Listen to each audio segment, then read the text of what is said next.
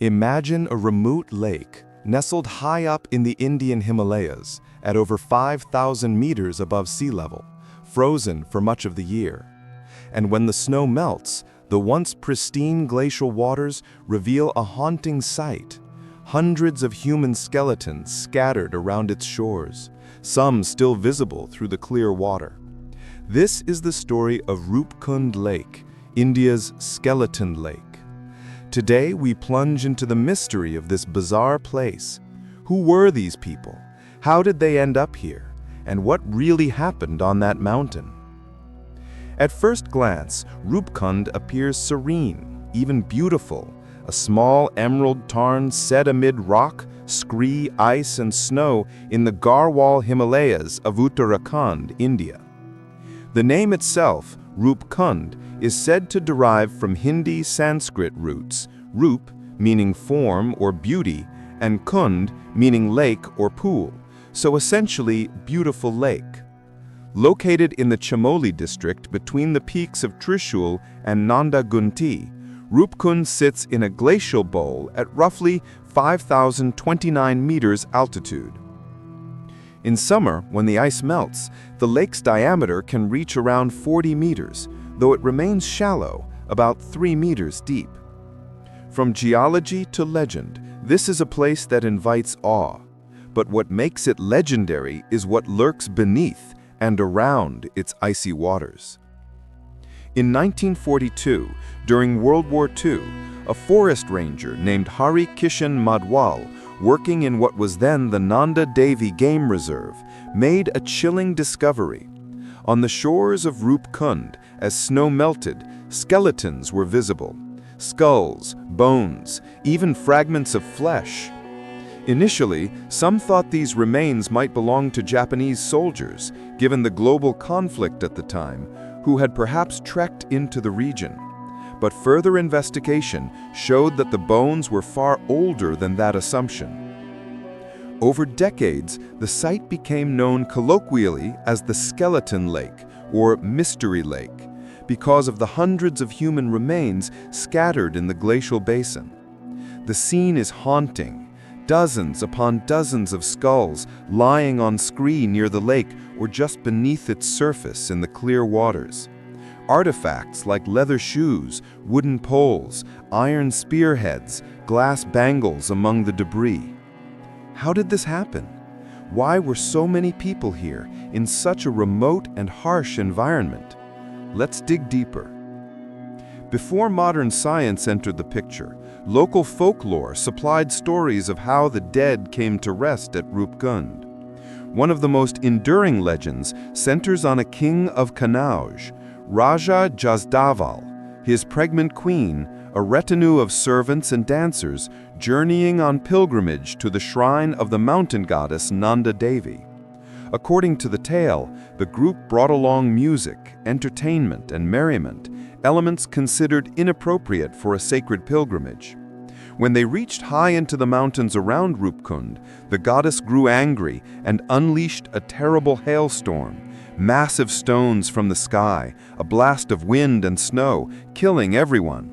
Thus, the remains around the lake are a divine curse. Another local myth speaks of Patar Nachoni, or the dancing stones, along the trail to the lake. Stones believed to mark dancers transformed to stone as punishment for breaking sacred codes.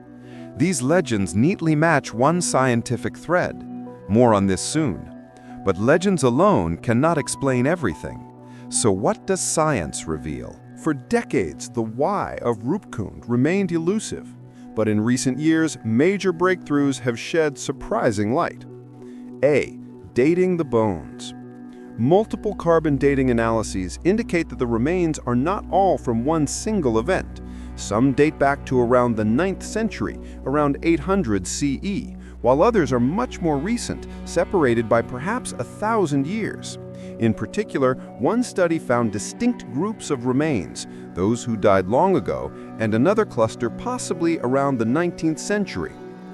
B. DNA and origins. In a striking revelation, genetic analyses revealed that the skeletons traced back to at least 3 genetic clusters.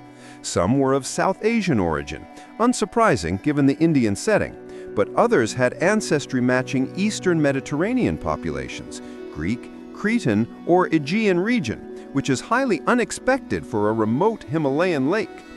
Why would people from the Mediterranean, and likely not even aware of this spot, be part of this tragedy?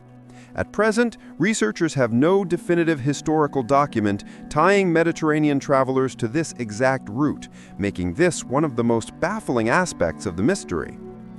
C. Cause of death: hailstorm, head trauma. An anthropological study of skulls revealed consistent blunt force trauma.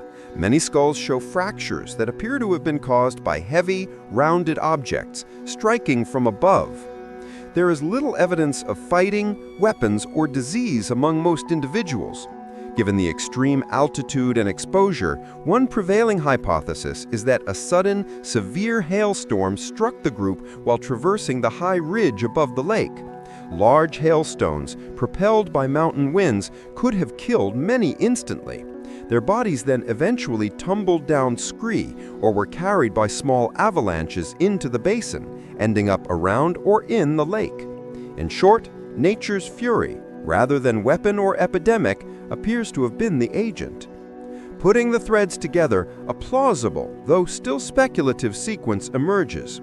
In roughly the 9th century, around 800 CE, a group of pilgrims or travelers climbed the Garhwal Himalayas, possibly en route to a sacred site like Nanda Devi.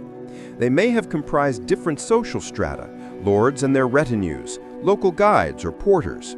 While ascending or transiting a high exposed ridge, they were caught in a catastrophic hailstorm. Massive stones of ice, smashed heads, instant death followed. Their bodies lay where they fell. Over time, snow and ice preserved remains. Seasonal melts exposed the bones. Scree and meltwater carried many remains into the shallow bowl of Roopkund, creating the skeletal spectacle. Centuries later, another group, possibly unfamiliar travelers whose ancestry traces to the Mediterranean region, appear to have died at or around the same location, but perhaps in a separate event. How and why they were there remains unresolved. By the 20th and 21st centuries, trekkers and scientists encounter the scenario: hundreds of skeletons preserved by the cold, awaiting interpretation. Thus, we have multiple events separated by centuries, different ancestral origins, and a remote, high-altitude setting. It's a mystery wrapped in landscape. Why would so many perish in one spot? Why does this lake hold so many secrets? Location and altitude. At around 5,000 meters altitude, the environment is harsh. Thin air, cold, storms. Rescue or retreat would have been difficult. Exposed ridge. The survivors or travelers likely traversed a high pass or ridge above Roopkund, which is prone to sudden storms and hail. Glacial preservation. The cold, ice-covered conditions preserved remains, bones, sometimes flesh, far better than most open sites. Pilgrimage route. The region is part of the traditional pilgrimage trail for Nanda Devi, meaning people have been traversing it for centuries. Diverse human movement. Discovery of Mediterranean ancestry suggests that this high-altitude site may have seen surprising long-distance contact or movement, challenging assumptions about remote Himalayan isolation. All of this combined to make Roopkund not just a local curiosity, but a global anthropological and archaeological conundrum. Despite the progress, many unanswered questions remain, perfect for a mystery-themed documentary channel like yours. Why were Mediterranean ancestry travelers at Roopkund? No historical record currently explains how people from the Aegean or Eastern Mediterranean ended up in this remote Himalayan mountain pass.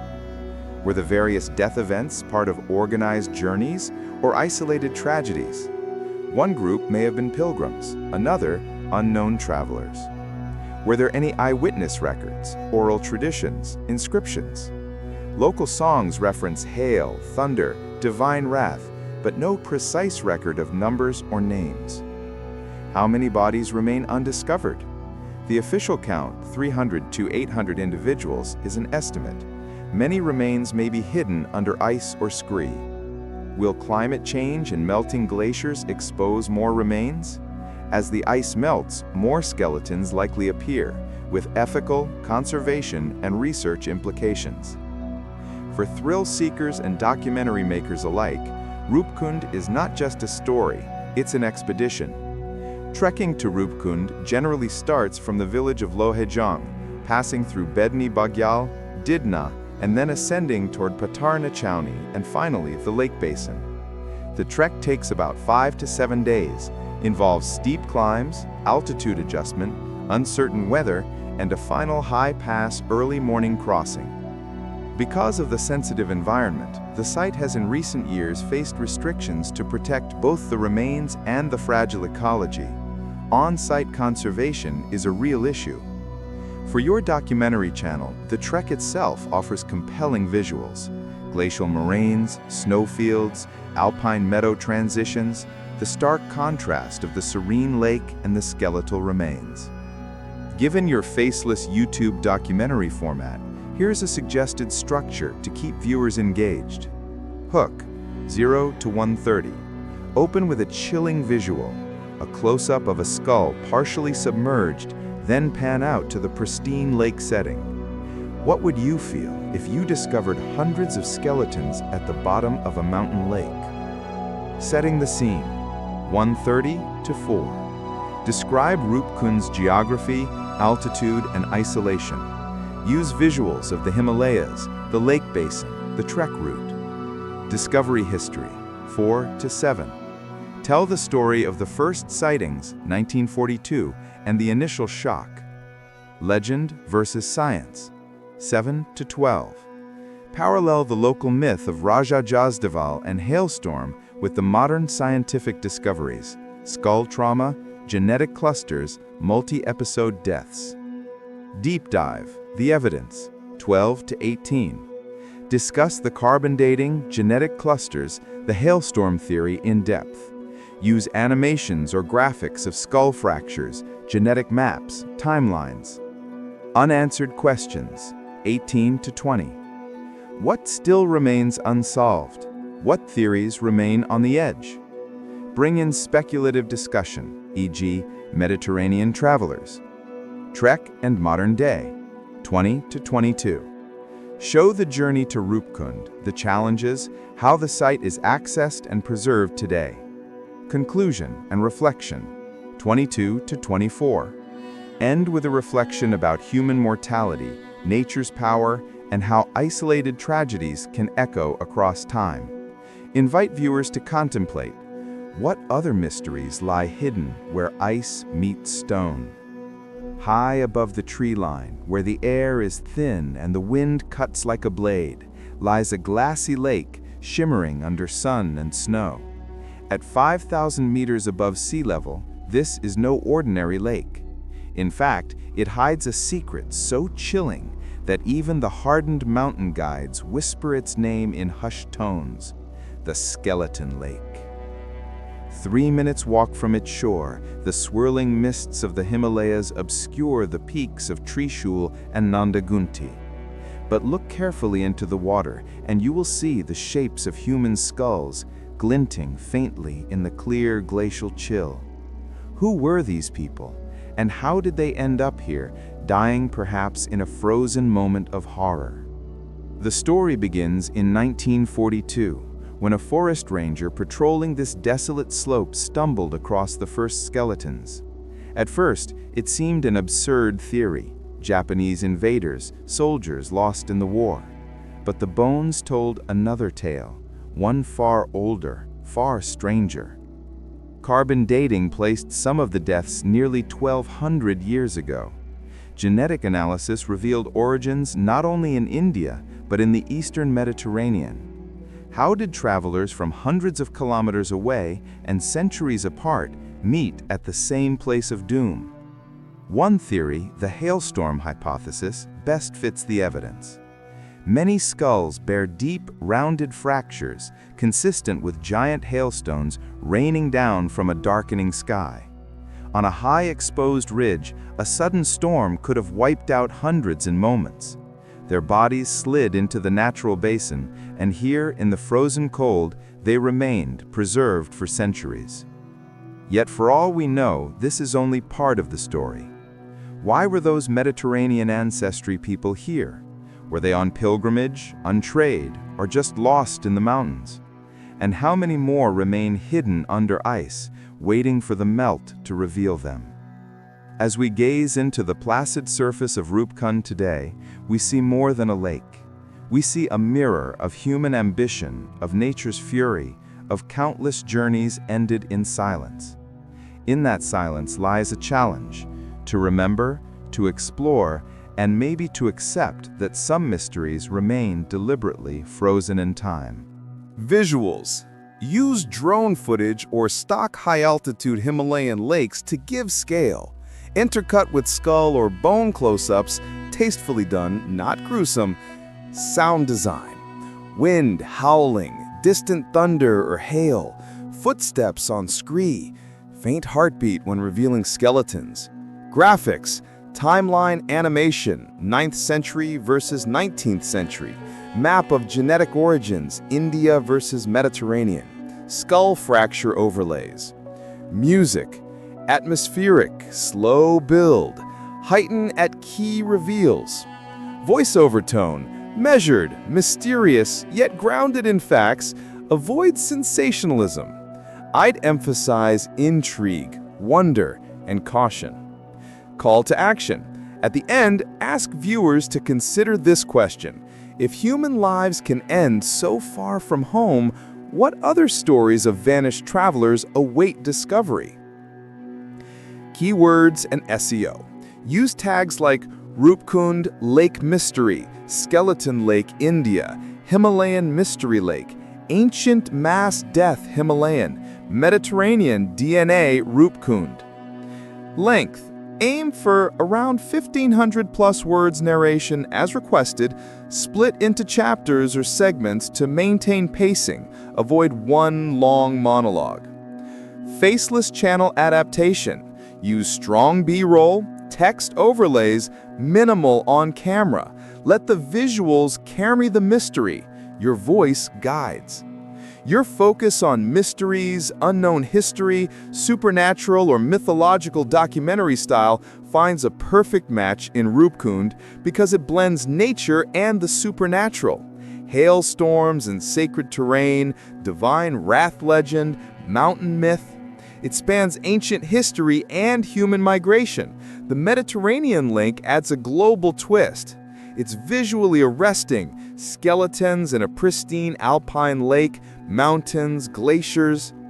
It invites what-if questions. Who were they? What journey ended here? What else lies undiscovered? It's real, documented, yet still mysterious. It doesn't require fictionalizing. Reality is strange enough. What happens when you trek high enough and find a mass grave at 16,500 feet? A royal pilgrimage gone wrong, or a lost expedition from the Mediterranean? Hundreds died in a hailstorm of ice the size of cricket balls. Sound impossible? Not in the Himalayas. When the snow melts, a lake becomes a graveyard. Welcome to Skeleton Lake. In the end, Roopkund asks us to ponder very human themes: the fragility of life, the remoteness of our journeys, and the silent power of nature. The bones we see are more than relics. They are echoes of lives terminated far from home, in a terrain that allowed them only a moment to live. Perhaps the most haunting part: they left no records of their names, their voices lost to the wind, their stories unanswered. For your channel in the USA, this story translates into universal language. Wherever we walk, whatever our origin, the mountain does not discriminate. And so our documentary ends not with closure, but with wonder.